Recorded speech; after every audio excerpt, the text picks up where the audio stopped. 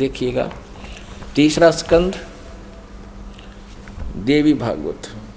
हम तीसरा स्कंद पढ़ रहे हैं संक्षिप्त देवी भागवत का, पृष्ठ नंबर 129 पर है।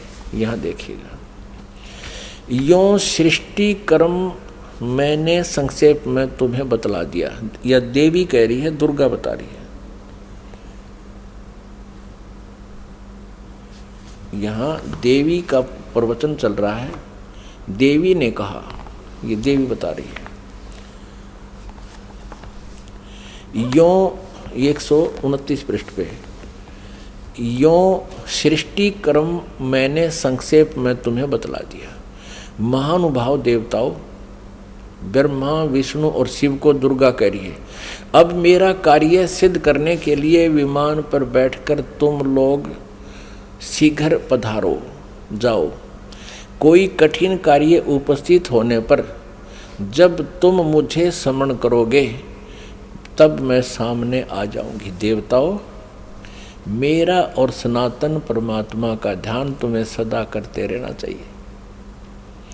अब यहाँ ये दो हो गए, तब तो कह रही थी मैं ही सब कुछ हूँ, और अब ये कह रही है दो, मेरा और ये दुर्गा ब्रह्म को ही सनातन परमात्मा बता रही है। हम दोनों का आगे दो, हम दोनों का स्मरण करते रहोगे तो तुम्हारे कार्य सिद्ध होने में किंचित मात्र भी संदेह नहीं रहेगा।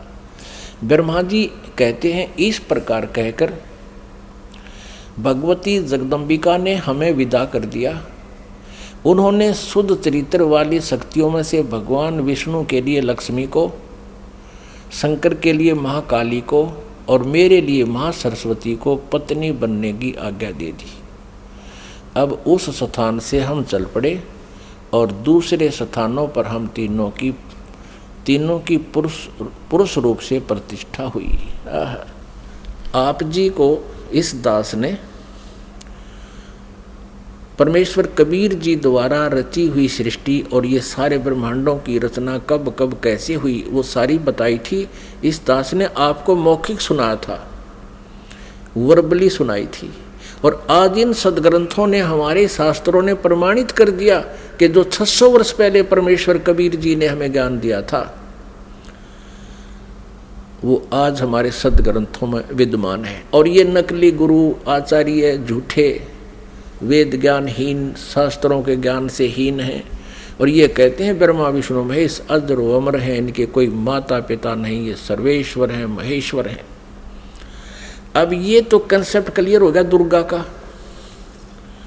कि दुर्गा इनकी माता है, फाइनल हो गया। और तीनों का विवाह कर दिया दुर्गा ने, अपने ही 3 रूप बना करके। ये खुद कहती है कि मैं एक से अनेक हो जाती है ये देवी, और 3 रूप धारण करके इसने तीनों पुत्रों का विवाह कर दिया। अब समस्या रहेगी कि इनका पिता कौन है। इस कंसेप्ट को क्लियर करेगा, इस रहस्य को, इस शंका का समाधान जो है शिव पुराण करेगी। आओ आपको पढ़ाते हैं अपने पवित्र शास्त्र, जिनको ये नकली हिंदू धर्म के नकली गुरु आज तक नहीं पढ़ सके, ना समझ सके। इन्होंने केवल संस्कृत भाषा का ज्ञान था, तत्व ज्ञान नहीं था। और हम इनको मानते रहे कि ये संस्कृत भाषा के जानने वाले ऋषि, महर्षि, ब्राह्मण हैं, और इन्होंने वेदों और पुराणों को ठीक पढ़ा होगा, इन्होंने सही बताया होगा हमको। और परमात्मा कबीर देव जी, कबीर साहब जी, वो धानक रूप, जुल्हा रूप में आए थे बनारस में। वो 600 वर्ष पहले कहा करते, ये झूठ बोलते हैं सभी, ये सदग्रंथों से परिचित नहीं है, ये परमात्मा की परिभाषा से परिचित नहीं है। तो उस समय हमें विश्वास नहीं हो पाया, क्योंकि ये झूठे गुरु आचार्य कहा करते थे कि कबीर तो अशिक्षित है, ये संस्कृत भाषा जानता नहीं, ये झूठ बोलता है ब्रह्मा विष्णु महेश के बारे में, ये इनकी जन्म मृत्यु बताता है, इनके माता पिता के बारे में कहता है। कबीर जी झूठ बोलते हैं। आए है कबीर परमेश्वर जी ने अपने प्यारी आत्मा धर्मदास जी से कहा था कि धर्मदास, कलयुग के जब 5505 वर्ष बीत जाएंगे तब ये मेरी बात सच्ची होंगी जो आज मैं तुझे बता रहा हूं। क्या? अब मैं तुमसे कहूं चताई, त्रिदेवन की उत्पत्ति भाई। माँ अष्टंगी पिता निरंजन, ये जमदारुण वंशन अंजन। तीन पुत्र अष्टंगी जाए, ब्रह्मा विष्णु शिव नाम धराए। जो आज मैं तुझे बता रहा हूं कि ये ब्रह्मा विष्णु महेश की माता दुर्गा है और पिता ज्योति निरंजन है, ये काल क्षर पुरुष है। ये मेरा जो वचन है आज से 5505 वर्ष के बाद जब कलयुग बीत जाएगा तब ये सच्चा होगा। अब आज जो है कलयुग का आज ये वो समय आ गया है। 5500 जो बनता है वो सन 2000 में बनता है, ईसा पूर्व ईस्वी में। आपको प्रमाण देते हैं थोड़ा, आप जी को ये कंसेप्ट क्लियर करते हैं कि वर्तमान में कलयुग का 5500 वर्ष चल रहे हैं। 5511 चल रहा है ये समझ लो आज। और इससे 5 वर्ष पहले सन 2000 में 5505 वर्ष हो जाते हैं। आपको प्रमाणित करते हैं, ये देखिएगा। एक ये हिमालय तीर्थ है, ये पुस्तक का नाम है हिमालय तीर्थ, और ये शंकराचार्य वालों की परंपरा से प्रकाशित है। हिमालय तीर्थ जेपी नंबूरी उप मुख्य कार्यकारी अधिकारी, श्री बद्रीनाथ केदारनाथ मंदिर समिति, ट्रैक्स एंड ट्रुक्स, कलकत्ता। इतने से ये पहला प्रकाशन 2009 में हुआ है। प्रकाशक है रंजू चक्रवर्ती, ये ऐसा मुद्रक हैं गिरी प्रिंट सर्विस कलकत्ता। अब इसके पृष्ठ नंबर 42 पर आपको दिखाते हैं। पृष्ठ नंबर 42 पुस्तक है हिमालय तीर्थ, और यहाँ देखना शंकराचार्य का विवरण है। आदि केदारेश्वर के समक्ष शंकराचार्य जी की दिव्य संगमरमर की मूर्ति है। शिव रहस्य के अनुसार, शिव रहस्य के अनुसार एक पुस्तक है शिव रहस्य, उसका इस संस्कृत में लिखा है। त्रिसहस्र वर्षाणाम शंकरो यति, अर्थात कलयुग के 3000 वर्ष व्यतीत होने पर बौद्ध मीमांसकों को के मत पर विजय प्राप्ति के लिए शंकर यति के रूप में आविर्भूत होंगे। यानी शंकर भगवान ही आदि शंकराचार्य के रूप में कलयुग के 3000 वर्ष व्यतीत होने पर बौद्ध मीमांसकों के मत पर विजय प्राप्ति के लिए शंकर यति के रूप में आविर्भूत होंगे। शंकराचार्य के दर्शन के उपरांत ये आगे लिखा है। अब हम दूसरा आपको दिखाते हैं। अब इससे सिद्ध हो गया कि जब कलयुग 3000 वर्ष व्यतीत हो चुका होगा उस समय आदि शंकराचार्य जी का जन्म होगा। अब ये प्रत्यक्ष प्रमाण ये कर रही है दूसरी पुस्तक कि ईसा से 508 वर्ष पूर्व, ईसा जी के से 508 वर्ष पहले शंकराचार्य जी का जन्म हुआ। अब देखो ये एक पुस्तक है ज्योतिर्मय ज्योतिर्मठ, ये हैं आदि शंकराचार्य जी, और ये हैं इनके बाद अब जो वर्तमान में श्री स्वरूपानंद जी शंकराचार्य, ये 2 पीठों के शंकराचार्य हैं, दोनों का आचार्य इनके पास है। ये पुस्तक है ज्योतिर्मय ज्योतिर्मठ, और यहाँ देखना जनवरी 2007 में यह छपी है। संरक्षक हैं अनंत श्री विभूषित ज्योतिष पीठाधीश्वर एवं द्वारका शारदा पीठाधीश्वर, 2 के हैं ये मालिक। जगत गुरु शंकराचार्य स्वामी श्री स्वरूपानंद सरस्वती जी महाराज। संपादक एवं लेखक एवं संकलन करता है विष्णुदत्त शर्मा, अध्यक्ष आध्यात्मिक उत्थान मंडल दिल्ली। प्रेरणा स्रोत ये है, मुद्रक ये है फाइन प्रिंट एंड पैक्स।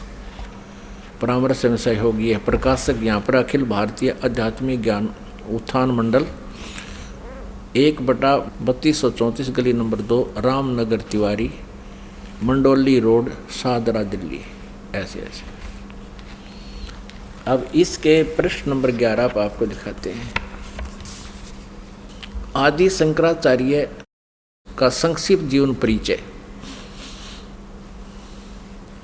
लगभग 25 वर्ष पूर्व शंकराचार्य का जन्म चरमराती आस्था के युग में केरल प्रांत में पूर्णा नदी के तट पर कालाड़ी ग्राम में धर्मनिष्ठ नंबूदरी वैश्य शैव ब्राह्मण श्री शिव गुरु अर्थ व धर्मपरायण सुभद्रा के घर हुआ। श्री शिव गुरु तैत्रीय शाखा के यजुर्वेदी थे, जो आदि शंकराचार्य के पिताजी। शंकराचार्य का जन्म भगवान शंकर के आशीर्वाद से हुआ, अतः उनका नाम शंकर रखा गया।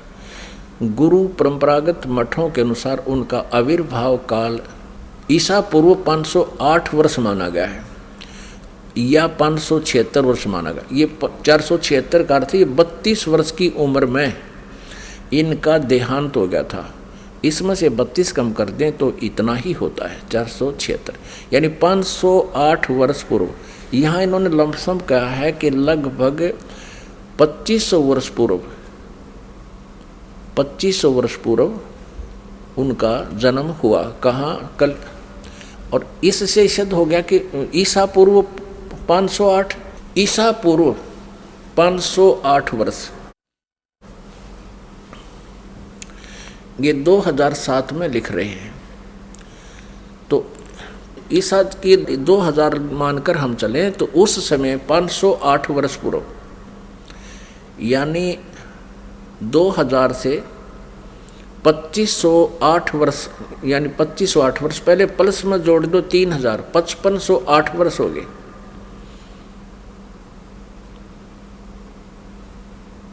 और 1994 से इस दास ने ये नामदान की आज्ञा हुई। सन 2000 में कृपा हुई, परमात्मा ने दया बख्शी, इन सदग्रंथों को देखा। 2000 के बाद इन सदग्रंथों को, जो अपने सदग्रंथ हैं, इनको देख करके इस दास ने एक पुस्तक की रचना की, परिभाषा प्रभु की, फिर परमेश्वर का सार संदेश, और गहरी नज़र गीता में, यानी गीता जी का यथार्थ अनुवाद किया। तो परमात्मा ने कहा था कि जब कलयुग के 5505 वर्ष बीत जाएंगे, उस समय मेरी ये आज की कही हुई बातें सच्ची होंगी। धर्मदास, क्या कही थी परमात्मा ने कि ब्रह्मा विष्णु महेश नासवान हैं, इनकी जन्म मृत्यु होती है। ब्रह्मा विष्णु महेश जी के पिता ज्योति निरंजन क्षर पुरुष ये काल हैं, और माता इनकी या देवी दुर्गा है। लेकिन उस समय किसी ने नहीं माना था। 600 वर्ष पहले सन 1398 से सन 1518 तक परमात्मा 120 वर्ष तक यही ज्ञान देते रहे। लेकिन इन नकली गुरुओं ने, इन हट्ठी आचार्यों ने इस परमात्मा के ज्ञान को हम तक पहुंचने नहीं दिया। परमात्मा कबीर जी कहा करते, ये दुनिया अजब दीवानी, मेरी कही एक ना मानी। देख किसे दीवाने हो रहे हैं नकली गुरुओं के ऊपर, इनकी दंत कथाओं को सच्ची मान रहे हैं, और हम जो सत्य बता रहे हैं उस पर विश्वास नहीं कर पा रहे। तो इसके लिए परमात्मा ने ये समय सेलेक्ट किया था कि एक समय कलयुग आएगा, उस समय सभी जनता को शिक्षित करेंगे, और जनता जब शिक्षित होंगे, श्रद्धालु शिक्षित होंगे, तब सदग्रंथों को स्वयं आँखों देखेंगे और गदगद हो जाएंगे। हमें परमात्मा चाहिए, और हम इन सभी सदग्रंथों को, पवित्र चारों वेदों को, पवित्र 18 पुराणों को, पवित्र श्रीमद् भगवत गीता जी को हम सत्य मानते रहे हैं और सत्य मानते हैं, और उनमें जो लिखा है तो आज हमने उनको स्वीकार करना चाहिए। इन लोकवेद सुनाने वाले इन आचार्यों गुरुओं से हमने पीछा छुटाना चाहिए। इसी में हमारी बुद्धिमता है। और परमेश्वर कबीर जी कहते हैं, जान बूझ साची तजय और करे झूठ तने, ताकि संगत है प्रभु सोपन में बिना दे। इतने प्रमाण देखकर भी इन नकलियों से नहीं हटते हैं, सच्चाई को ग्रहण नहीं करते हैं, तो उसके विषय में कहा कि जान बूझ साची तजय और करें झूठ तने, ताकि संगत है प्रभु सोपन में बिना दे। फिर इसे निकम्मा तत्व कहते दूर है ठीक, जो इतना कुछ देखकर भी नहीं मान रहे हैं। इन आदि शंकराचार्यों ने भी, इन शंकराचार्यों को भी ब्रह्मा विष्णु महेश की स्थिति का नहीं पता, इनको अजरो अमर कहते हैं। तो पुण्यात्मा परमात्मा कबीर जी ने कहा था, एक ना भूला दो ना भूली, ये भूले सब संसारी। अब हम आगे चलते हैं कि श्री ब्रह्मा, श्री विष्णु, श्री शिव जी के अब पिताजी क्लियर करने हैं, और उन्हीं की जीवनी में अब शिव पुराण दिखाते हैं आपको। ये देखिएगा शिव पुराण, संक्षिप्त शिव पुराण, सचित्र मोटा टाइप, केवल हिंदी।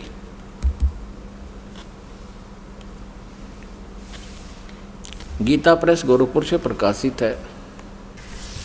संक्षिप्त शिव पुराण, सचित्र मोटा टाइप, केवल हिंदी। संपादक हनुमान प्रसाद पोदार।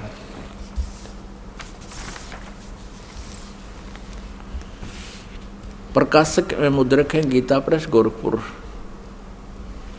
गोविंद वन कार्यालय कोलकाता का संस्थान। अब यहाँ से शुरू करते हैं।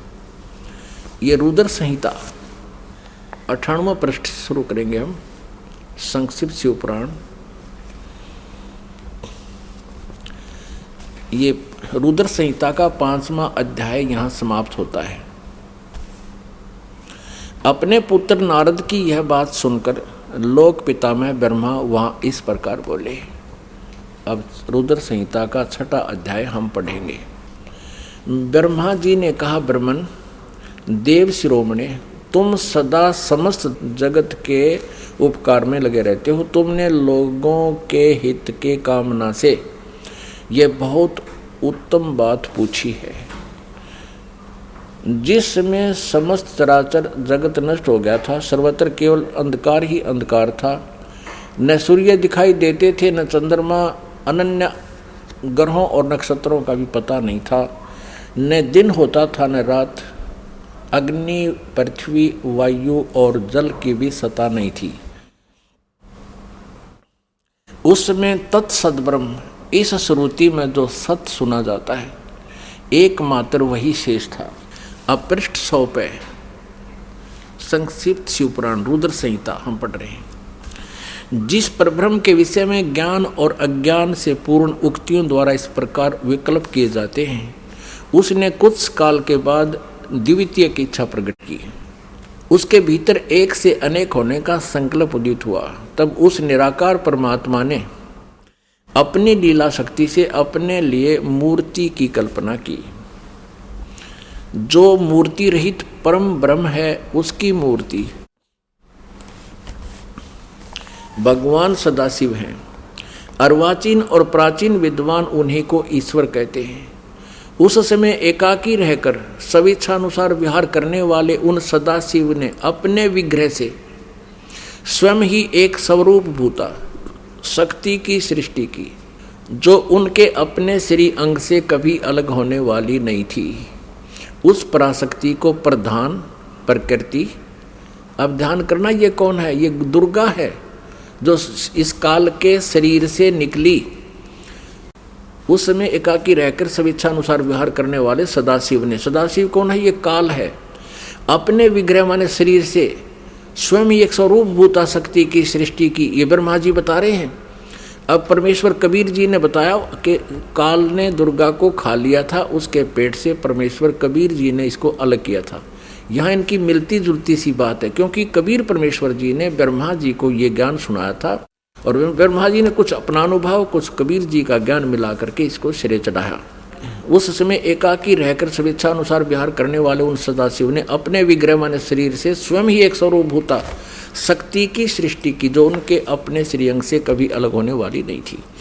उस पराशक्ति को प्रधान प्रकृति गुणवती माया बुद्धि तत्व की जननी तथा विकार रहित बताया गया है।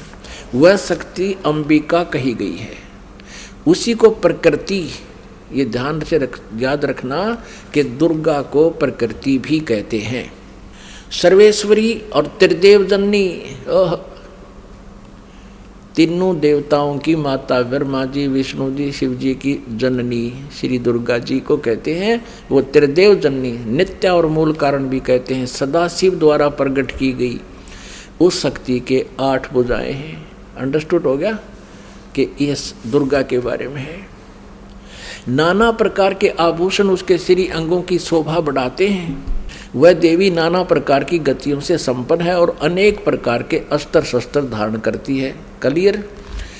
एकाकिनी होकर भी वह समय संयोग वसात, वह माया संयोग वसात अनेक हो जाती है। इसी ने 3 रूप धारण किए थे, सावित्री, लक्ष्मी और उमा, जो ब्रह्मा विष्णु और शिव से विवाह किया था। एकाकिनी होकर भी वह माया संयोग वसात अनेक हो जाती है। वे जो सदाशिव हैं, ये सरपुरुष के बारे में जानकारी है, ब्रह्मा विष्णु महेश के पिता के विषय में। ये उन्हें परम पुरुष ईश्वर शिव शंभु और महेश्वर कहते हैं। अब देखना 101 पृष्ठ पर रुद्र संहिता का हम ये 6ठा अध्याय पढ़ रहे हैं। वे अपने सारे अंगों पर भस्म रमाए रहते हैं। उन काल रूपी ब्रह्म ने, इसे काल कहो चाहे ब्रह्म कहो, सर्वपुरुष कहो, ज्योति निरंजन कहो, उन काल रूपी ब्रह्म ने एक ही समय शक्ति के साथ, नाथ नहीं है, शक्ति के साथ यानी दुर्गा के साथ शिवलोक नामक अक्षेत्र का निर्माण किया था। उस उत्तम अक्षेत्र को काशी कहते हैं। वह परम निर्वाण या मोक्ष का स्थान है जो सबके ऊपर विराजमान है। वे प्रिया और प्रियतम रूप शक्ति और शिव, प्रिया और प्रियतम यानी पत्नी और पति रूप में दुर्गा और ये काल रूपी ब्रह्म कहो चाहे इसको सदाशिव कहो, ब्रह्मा विष्णु महेश का पिता। दुर्गा और काल जो परमानंद स्वरूप है उस मनोरम क्षेत्र में नित्य निवास करते हैं। शिव और शिवाने, शिव यहाँ ये काल रूपी ब्रह्म है क्योंकि शिव का रूप धारण भी कर लेता है ये अपने पुत्र जैसा, क्योंकि अपने वास्तविक रूप में कभी किसी के समक्ष नहीं आता। ये शिव यानी इस काल रूपी ब्रह्म ने, ये काल रूपी ब्रह्म ने, शिव और शिवा ने, काल और दुर्गा ने प्रलय काल में भी उस अक्षेत्र को अपने सानिध्य से मुक्त नहीं किया है।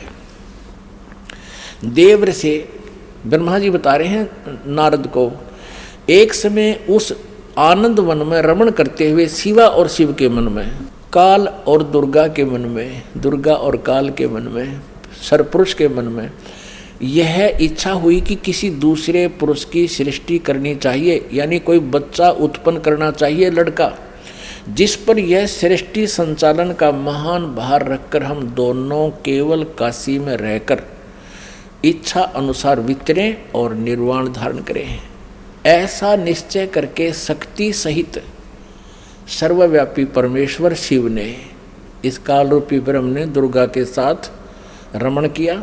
अपने वाम भाग के 10वें अंग पर अमृत मल दिया, पति पत्नी व्यवहार किया। फिर तो वहाँ से एक पुरुष प्रकट हुआ, एक पुत्र की उत्पत्ति हुई। देखना 102 पृष्ठ पे संक्षिप्त शिव पुराण हम पढ़ रहे हैं।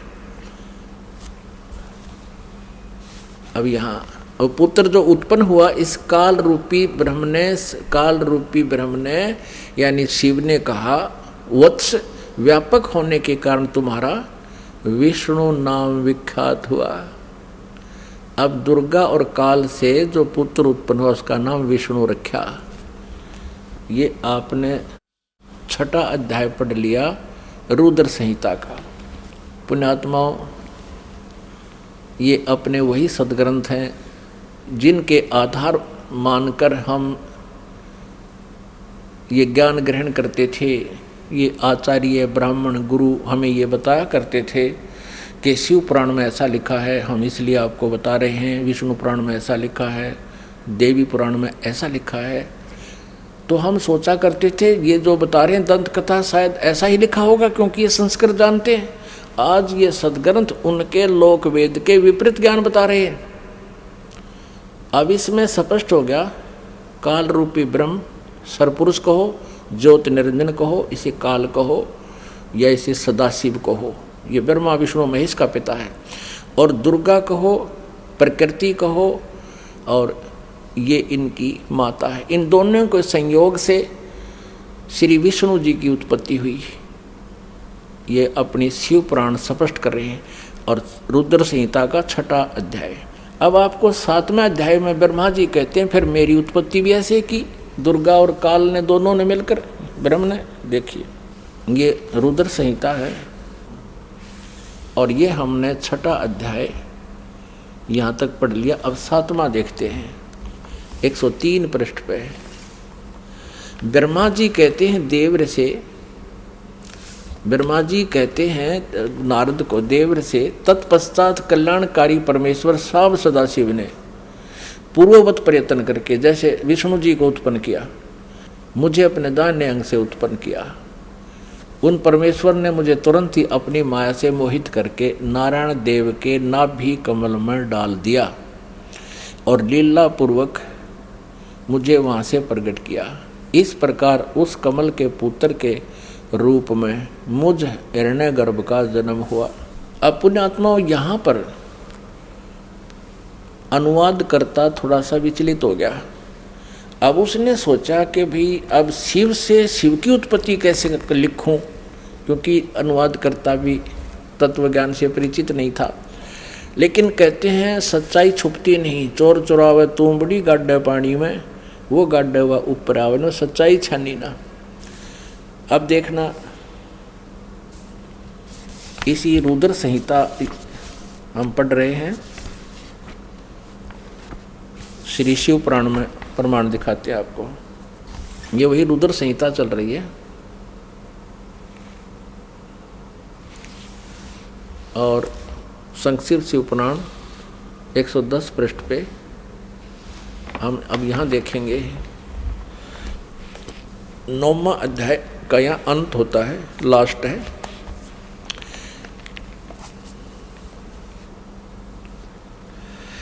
इस प्रकार ब्रह्मा विष्णु और रुद्र इन 3 देवताओं में गुण हैं। इस प्रकार ब्रह्मा विष्णु रुद्र इन 3 देवताओं में गुण हैं, परंतु शिव गुणातीत माने गए हैं।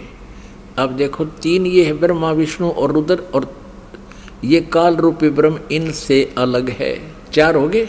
और स्पष्ट करते हैं, एक बार श्री ब्रह्मा जी और श्री विष्णु जी का इस बात पर झगड़ा हो गया कि ब्रह्मा जी कहते हैं कि मैं सृष्टि का रचनहार हूँ और विष्णु तू मेरे से उत्पन्न हुआ है, तू मेरा पुत्र है।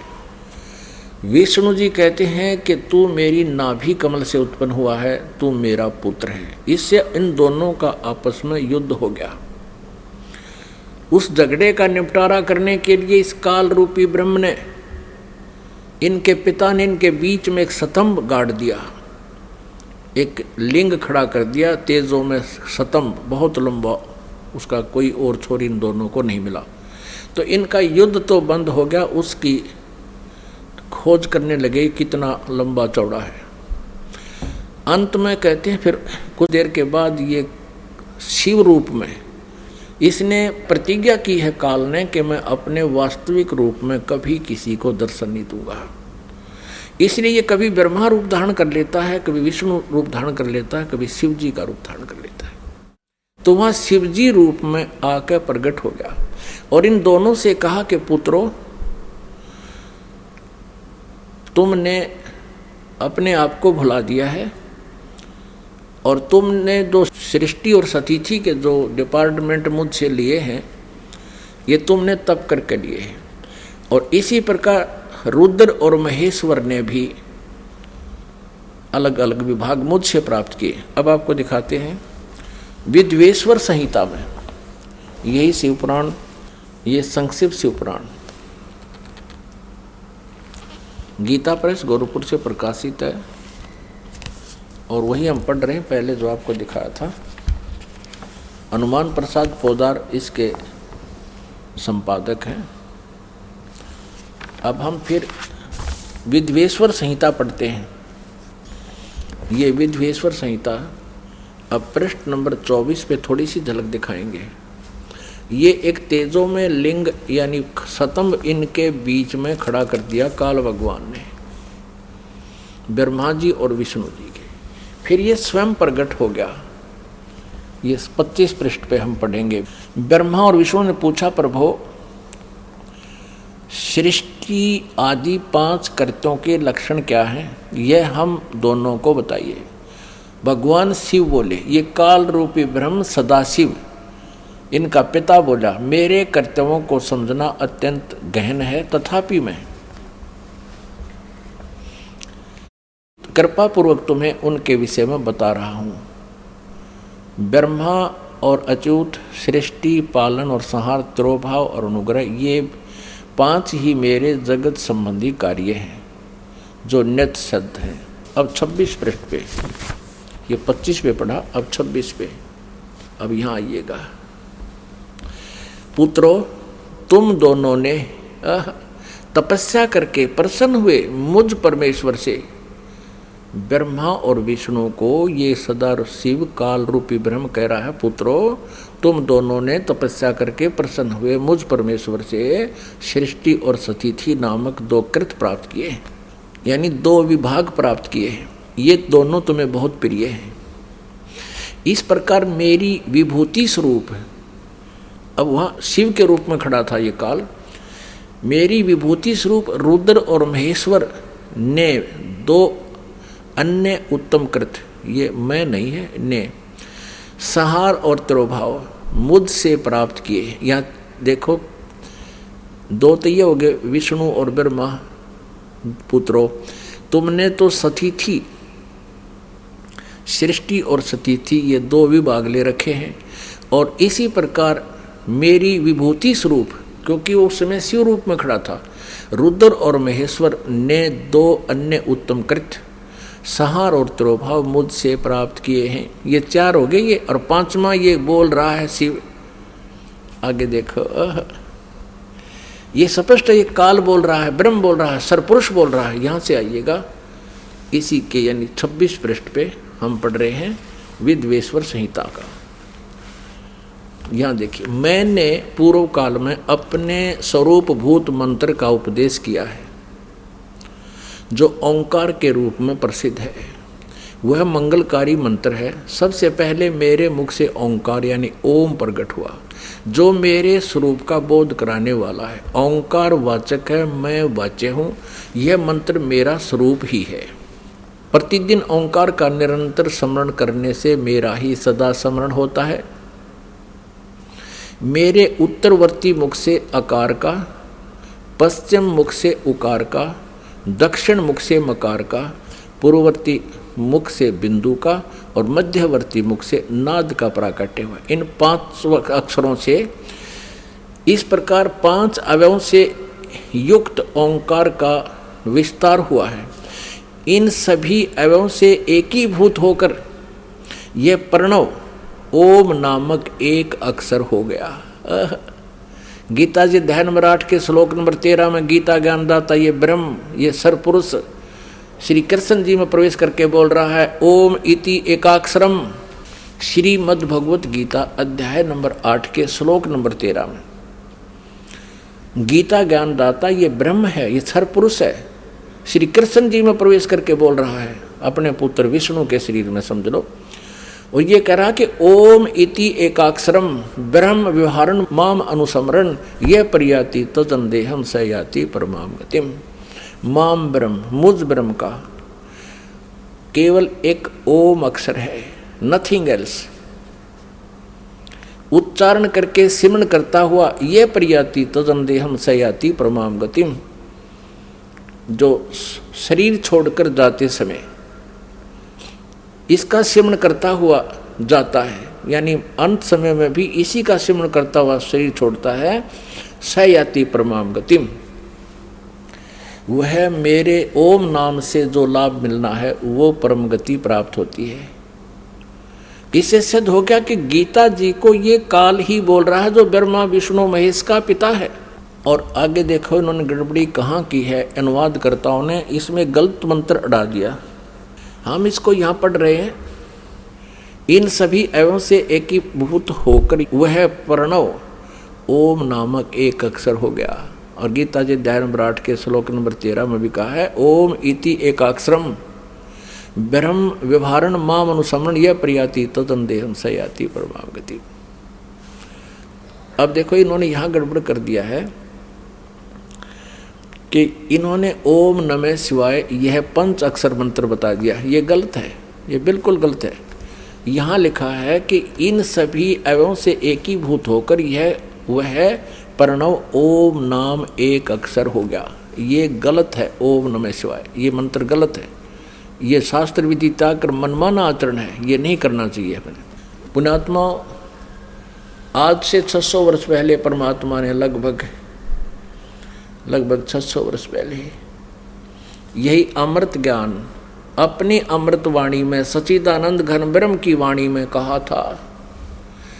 श्रीमद् भगवद गीता अध्याय नंबर 4 के श्लोक 25 से लेकर 31 तक जो भी साधनाएं जिन साधकों ने की हैं, किसी ने देवताओं की पूजा की और कोई स्वाध्याय ही करता है, कोई प्राणायाम आदि करता है और कोई तीक्ष्ण अहिंसावादी व्रत करके ही अपनी साधना करता, जैसे मुंह पर पट्टी बांध कर नंगे पैरों घूमता है। कोई स्वाध्याय करता है, गीता जी का नित्य पाठ करता है, कोई वेदों के पाठ करता है, कोई किसी प्रकार की। कहते सभी साधक अपनी अपनी साधनाओं को पाप नाशक जानने वाले हैं। लेकिन चौथे अध्याय के 32वें श्लोक में कहा कि उस सच्चिदानंद घन ब्रह्म की वाणी में इन यज्ञों की जानकारी, यज्ञ माने धार्मिक अनुष्ठानों की जानकारी विस्तार से कही गई है। वो तत्व ज्ञान है। चौथे अध्याय के 34वें श्लोक में कहा कि उस सच्चिदानंद घन ब्रह्म की वाणी में, यानी जो ज्ञान स्वयं परमेश्वर ने अपने मुखारविंद से बोला है, वो सच्चिदानंद घन ब्रह्म की वाणी ब्रह्म ने मुखे कहा गया है, वो तत्व ज्ञान है। चौथे अध्याय के 34वें श्लोक में कहा कि उस तत्व ज्ञान को तू तत्वदर्शी संतों के पास जाकर समझ। गीता ज्ञानदाता कहता मुझे पता नहीं। अब देखिए श्रीमद् भगवत गीता, गीता प्रेस गोरखपुर से प्रकाशित है। जयदयाल गोविंद का इसके अनुवादक है।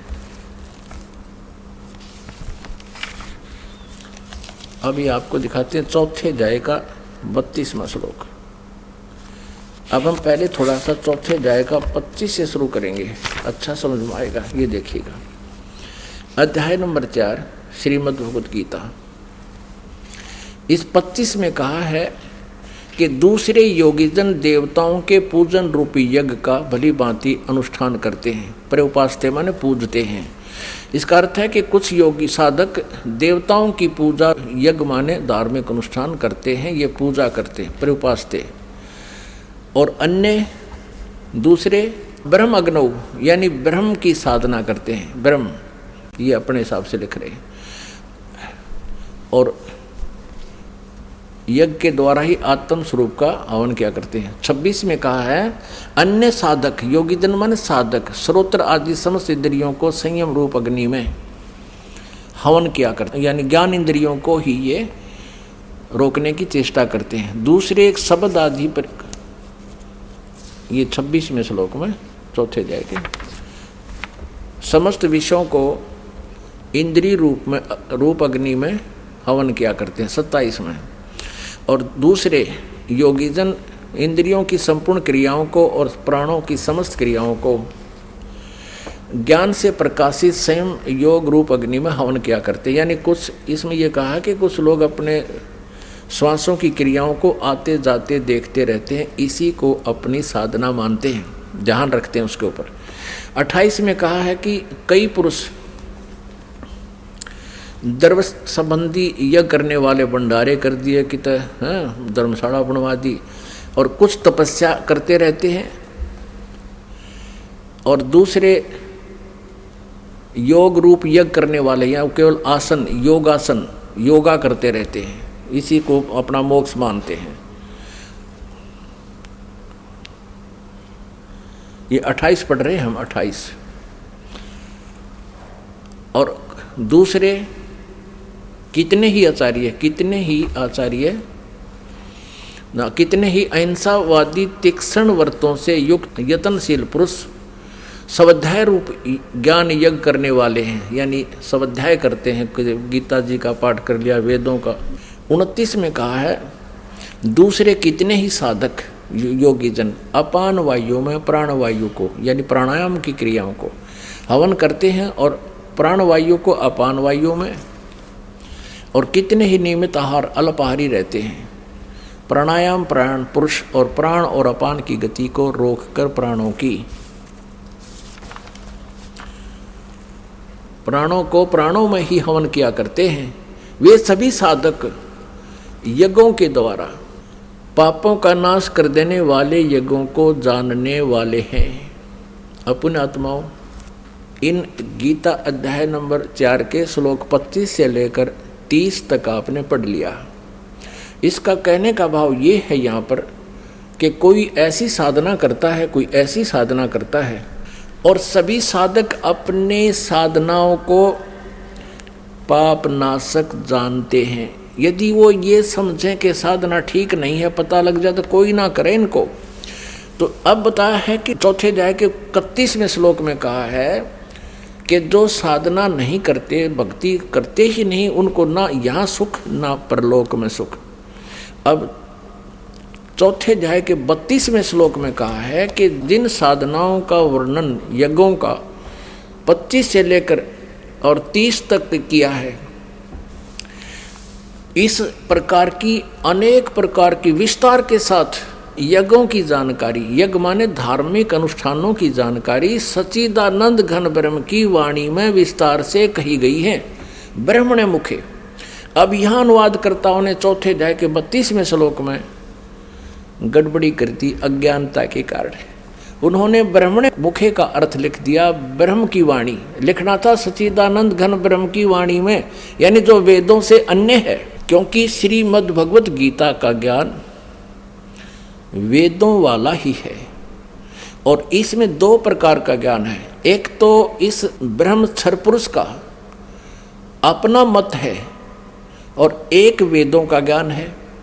जो वेदों वाला ज्ञान है वो वेदों से तुलना होता है तो वो सही है, और जो युद्ध करवाने के लिए इसने कुछ अटकलबाजी करके बताया कि ये मेरा मत है, ऐसी साधना जो कुछ भी इसने ज्ञान दिया है, तो वो मत, इसका भी मत अल्पज्ञ है ये भी, क्योंकि स्वयं कहता है कि उस तत्व ज्ञान को तत्वदर्शी संतों के पास जाकर समझ। इसको कंप्लीट नॉलेज नहीं है आध्यात्मिक ज्ञान का, गीता ज्ञान दाता को भी कंप्लीट नॉलेज नहीं है, इससे सिद्ध है।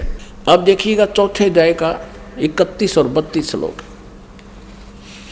श्रीमद् भगवत गीता चौथे अध्याय का। अब 30 तक हमने पढ़ लिया, 31 में सिर्फ इतना कहा है कि हे कुरुश्रेष्ठ अर्जुन, यज्ञ से बचे हुए अमृत का अनुभव करने वाले योगी जन, यानी शास्त्र अनुकूल साधना करने वाले सनातनम ब्रह्म यान्ति, गीता ज्ञान दाता से कोई अन्य है, वो सनातन ब्रह्म अविनाशी परमात्मा को प्राप्त होते हैं। यज्ञ न करने वाले पुरुष के लिए तो यह मनुष्य लोक भी सुखदायक नहीं है, तो फिर परलोक कैसे सुखदायक हो सकता है। अब 32 में चौथे अध्याय के अब 32वें श्लोक में इन्होंने यहाँ गड़बड़ कर दी, एवं बहुविधा यज्ञा वितता ब्रह्मणे मुखे। इन्होंने इस ब्रह्मणे मुखे का अर्थ यहाँ गलत कर दिया, और इस प्रकार और भी बहुत तरह के यज्ञ माने धार्मिक अनुष्ठानों की जानकारी, ब्रह्मणे मुखे का अर्थ कर दिया वेद की वाणी, ये गलत कर दिया। यहाँ भी चल गए ये। अब देखो ब्रह्मणे का अर्थ हम देखते हैं इन्हीं के द्वारा 70वें अध्याय के 23वें श्लोक में। पुण्यात्मा ये देखिएगा, ये अध्याय नंबर, ये 17वां अध्याय है, अध्याय नंबर 17 और 23वें श्लोक में श्रीमद् भगवद गीता में ओम तत् सत इति निर्देश है ब्रह्मणे तिर्विध समर्थ है। अब यहाँ ओम ओम तत् तत् सत सत इति माने ऐसे यह, तिर्विध 3 प्रकार का, ब्रह्मणे माने सच्चिदानंद घन ब्रह्म का नाम कहा है। ब्रह्मणे माने सच्चिदानंद घन ब्रह्म, यानी परम अक्षर ब्रह्म, पूर्ण परमात्मा, सच्चिदानंद घन ब्रह्म। अब हम फिर आते हैं चौथे अध्याय के 32वें श्लोक पर। चौथे अध्याय का ये 32वां श्लोक। अब हम इसका अनुवाद को यहाँ ऐसे रखेंगे, इस प्रकार और भी बहुत तरह के यज्ञ सच्चिदानंद घन ब्रह्म की वाणी में, बस सीधा सा अर्थ हो गया, विस्तार से कहे गए हैं। ये कहे वेद की वाणी में, वेद का ज्ञान तो गीता में यो गीता ज्ञानदाता दे ही रहा है, विस्तार से कहे गए हैं। उन सब को तू कर्म जान, यानी काम करते करते चलते फिरते सिद्ध होने वाले हैं। इसी प्रकार तत्व से जानकर उनके अनुष्ठान द्वारा तो कर्म बंधन से सर्वथा मुक्त हो जाएगा। और 33 में ये कहा है कि सर्यान दर्वमयात यगात ज्ञान यज्ञ परंतम सर्वकर्म अखिलम पार्थ ज्ञाने प्रीस समाप्ते। इसका अर्थ है कि अज्ञानतावश बिना अंधाधुंध, वैसे ही द्रव्य यज्ञ माने धन का कहीं दान कर देने से अच्छा तो पहले ज्ञान यज्ञ समझ। यहाँ देखना 33वां श्लोक, हे परंतम अर्जुन, द्रव्यमय यज्ञ की अपेक्षा ज्ञान यज्ञ अत्यंत श्रेष्ठ है। ज्ञान यज्ञ माने तत्व ज्ञान, जो सच्चिदानंद घन ब्रह्म की वाणी में है उसको समझ है। यावन मात्र संपूर्ण कर्म ज्ञान में समाप्त हो जाते हैं। अब 34 में कहा है उस ज्ञान को, कौन से ज्ञान को, जो सच्चिदानंद घन ब्रह्म की वाणी में विस्तार से कहे गए हैं, वो तत्व ज्ञान है। चौथे अध्याय का 32वें श्लोक में। अब चौथे अध्याय के 34वें श्लोक में उस तत्व ज्ञान की जानकारी, चौथे अध्याय के 34वें श्लोक में गीता ज्ञानदाता कहता है उस ज्ञान को जो सच्चिदानंद घन ब्रह्म की वाणी में लिखा हुआ है, तू तत्वदर्शी ज्ञानियों के पास जाकर समझ, उनको भली भांति दंडवत प्रणाम करने से, उनकी सेवा करने से और कपट छोड़कर सरलता पूर्वक प्रश्न करने से वे परमात्म तत्व को भली भांति जानने वाले ज्ञानी महात्मा तत्वदर्शी तत्व ज्ञान का उपदेश करेंगे। अपने आत्मा अपने पवित्र सदग्रंथ श्रीमद् भगवद गीता जी कितना निर्णायक ज्ञान दे रहे हैं। और ये अज्ञानी आचार्य गुरु मंडलेश्वर ये ब्राह्मण आज तक इन सदग्रंथों को ना समझ सके और ना हमें समझा सके। दंत कथा लोक वेद सुना रहे हमारे को। कबीर परमेश्वर जी बताते हैं, हमें समझाना चाहते हैं कि पीछे लग गया जाऊं था मैं लोक वेद के साथ, रस्ते में सतगुरु मिल गए, दीपक दे दिया हाथ।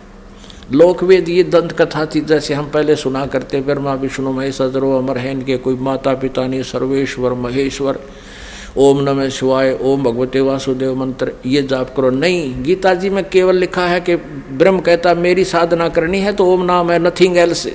ओम इति एक अक्षरम, ओम इति एक अक्षरम ब्रह्म व्यवहारण माम अनुसमरण, नथिंग एल्स। केवल एक ओम अक्षर है मेरा जाप करने का। और सच्चिदानंद घन ब्रह्म परमक्षर ब्रह्म की साधना करने का 17वें अध्याय के 23वें श्लोक में लिखा है कि ओम तत्सत इति निर्देश ब्रह्म त्रिविध समर्थ है। उस सच्चिदानंद घन ब्रह्म की साधना करनी है तो तत्वदर्शी संत बतावेंगे, उसके पास वो कोड वर्ड है। ओम तो ब्रह्म का जाप है, और तत् ये अक्षर पुरुष का, जैसे सृष्टि रचना में आपको बताया था कि अचिंत के वचन से अक्षर पुरुष की उत्पत्ति हुई थी, और स्वयं ये परम अक्षर ब्रह्म ओवरऑल कंट्रोलर सबका मालिक कबीर देव है, कबीर साहब, उसका सत मंत्र है। ये 3 मंत्र है, ओम तत्सत। ओम ब्रह्म सरपुरुष का, सरब्रह्म का, और ये अक्षर पुरुष का सांकेतिक है। और सत ये परम अक्षर पुरुष सच्चिदानंद घन ब्रह्म का मंत्र है जाप करने का। इन तीनों की इकट्ठी साधना करनी होती है और इससे उस परम पिता परमात्मा की प्राप्ति होती है, परम अक्षर ब्रह्म की। ये तत् और सत सांकेतिक शब्द हैं, ये दास बता सकता है। इस पृथ्वी पर किसी के पास ही मंत्र नहीं है। और इस दास से मंत्र प्राप्त करके यदि कोई स्वयं ही स्वयंभू गुरु बनता है तो वो आपका शत्रु है। वो नकली डुप्लीकेट लाइसेंस अर्थात पासपोर्ट बना रहा है। आप भी अपराधी और आपको भी दोषी बना रहा है। अब वो सच्चिदानंद घन ब्रह्म की वाणी में आज से 600 वर्ष पहले लिखा था वो दिखाते हैं कबीर सागर में। ये देखिएगा वो सच्चिदानंद घन ब्रह्म की वाणी, कबीर वाणी। ये कबीर सागर है। ये देखो कितना मोटा, कितना इसमें विस्तार से लिखा गया है। और ये कबीर सागर है। इसके 11 भाग हैं। खेमराज श्री कृष्णदास प्रकाशन बंबई से ये प्रकाशित है। कबीर सागर, ज्ञान सागर, कबीर पंथी भारत पथिक स्वामी युगलानंद विहारी द्वारा परिष्कृत। ये कबीर पंथियों ने ठीक रखा है इसको। मुद्रक एवं प्रकाशक हैं खेमराज श्री कृष्णदास, अध्यक्ष श्री वेंकटेश्वर प्रेस, खेमराज श्री कृष्णदास मार्ग बंबई। अब इसमें दिखाते हैं आपको। अब देखिएगा पृष्ठ नंबर, ये है ज्ञान बोध। कबीर सागर में ज्ञान बोध 20 पृष्ठ पर ज्ञान बोध, और इधर है बोध सागर। ज्ञान बोध में, बोध सागर में ये 21 पृष्ठ पे है। परमात्मा कबीर साहब ने अपने प्यारी आत्मा धर्मदास को बताया, धर्मदास ये जग बोराना, कोई न जाने पद निर्वाण। निर्वाण पद माने मोक्ष मार्ग। धर्मदास ये जग बोराना, कोई न जाने पद निर्वाण। यही कारण मैं कथा पसारा, जग से कहिए वो राम नियारा। ये नाम गलती से लिखा है, मिसप्रिंट है। यही ज्ञान जग जीव सुनावो, सब जीवों का भरम नसाओ। अब मैं तुमसे कहूँ चिताई, त्रिदेवन की उत्पत्ति भाई। तीनों देवता ब्रह्मा विष्णु महेश की जन्म बताता हूँ कैसे हुआ। कुछ संक्षेप कहूँ गहुराई, सब संशय तुमरे मिट जाई। भरम गए जग वेद पुराण, आदि राम का भेद न जाना। ये राम है। राम राम सब जगत बखाने, आदि राम कोई बिरला जाने। ये कबीर पंथियों भी विचलित थे, इन्होंने भी नहीं समझा परमात्मा को। यहाँ कुछ मिसप्रिंट कर दिया, अपनी सूझबूझ से गड़बड़ी कर दी। उसके लिए गरीबदास साहिब जी को परमात्मा ने वो ज्ञान देकर ये इसको सुचारू करवाया है। यहाँ से स्पष्ट है कि राम राम सब जगत कहे, आदि रामन सनातन परमात्मा सच्चिदानंद घन ब्रह्म को कहते कोई बिरला जाने।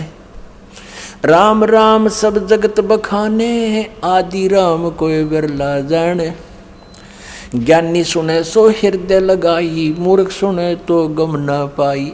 क्या बताते हैं कि मैं बताने जा रहा हूँ, ब्रह्मा विष्णु महेश के माता पिता बुद्धिमान होंगे, वो समझ जाएंगे प्रमाणों को देखकर, और मूर्ख मान्य ना करते, उनकी तो आदत होती है बकवाद करने की।